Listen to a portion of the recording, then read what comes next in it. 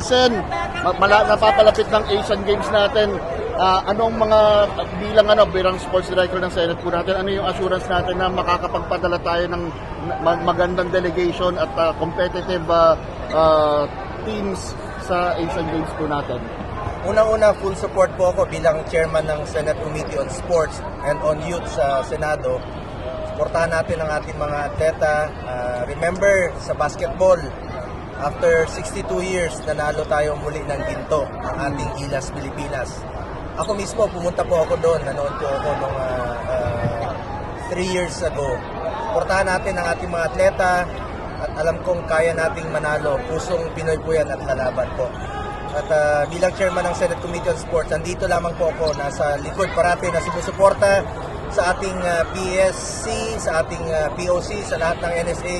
Magtulungan tayo sa gobyerno at sa pribadong sektor. Malayo po mararating ng ating mga atleta. Pagsuportado po ng gobyerno at ng pribadong sektor. Good luck po sa ating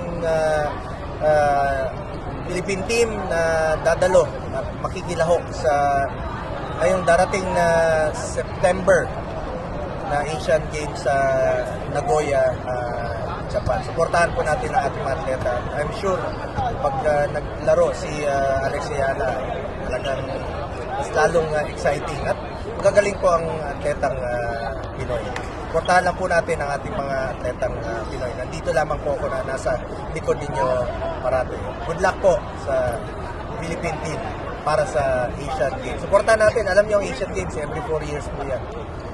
Bihira po yung pagkakataon na makilahok tayo, and every 4 years po yan. Suportahan natin ang ating mga atleta. At importante rito yung suporta ng gobyerno, hindi lang po sa financial. Importante moral support, mga equipments, pagkain. Dapat wala nang ibang isipin pa ang ating mga atleta, kundi mag-focus lang po sa laro. Suportahan natin ang ating Philippine team. Senator, although hindi pa confirmed, pero nasa plano na po ni Alex Ayala na mag-compete sa Asian Games. In the history of Asian Games, wala pa tayong gold sa tennis. Kayo ba? Gusto nyo makita siya maglaro? Siyempre. Good luck. Sana manalo tayo ng first ever gold sa tennis. At nakita naman natin nung nakaraang January dito po sa Pilipinas, nag-host tayo ng tennis Philippine Open. Very successful. Na-promote natin ang ating bayan na napakaganda po ng Pilipinas.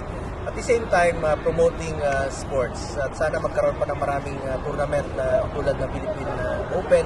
Congratulations po sa ating tennis association, Philippine Tennis Association. And looking forward po na makamit natin ang first ever gold sa tennis, Asian Games. Kung nakuha natin sa basketball noong 2023. First ever after 62 years, nanalo po ang Gilas Pilipinas, ang ating Philippine men's basketball team. Kaya po nating manalo muli. At kaya nating maging